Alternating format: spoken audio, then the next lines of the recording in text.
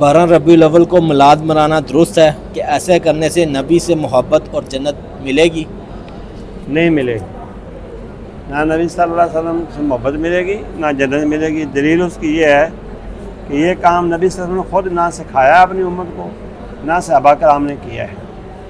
تو حدیث میں الفاظ یہ ہیں، من احدث فی امرنا ھذا ما لیس منہ فہو رد، جس نے ہماری شریعت کے اندر ایسا کام جاری کیا جو ہم نے نہیں کیا، اس کا کام مردود ہے۔ مردود کا معنی بیکار ہے، یعنی باطل ہے۔ کام وہ کریں جس پر میڈ ان مکہ اور میڈ ان مدینہ کی مہر ہو، یعنی نبوی مہر ہو۔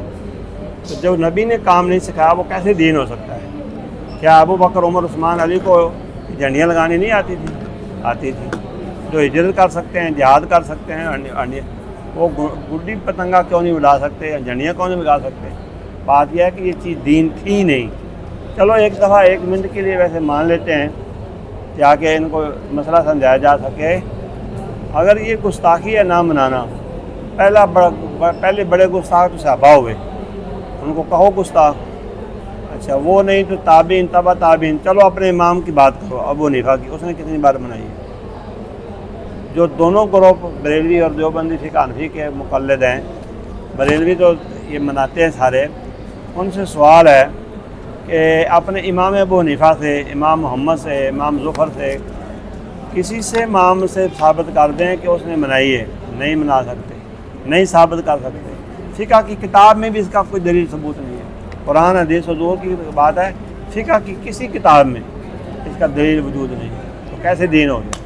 وہ کیسا دین ہے جو نبی کی وفات کے 400 سال بعد شروع ہوا؟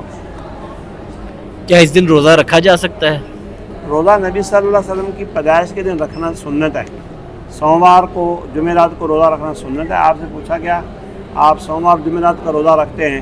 تو میں ان دنوں کے اندر اللہ کے ہاں اعمال پیش ہوتے ہیں، اور میری پیدائش بھی یہی ہوئی ہے، تو پیدائش کا دن بھی سوموار ہے۔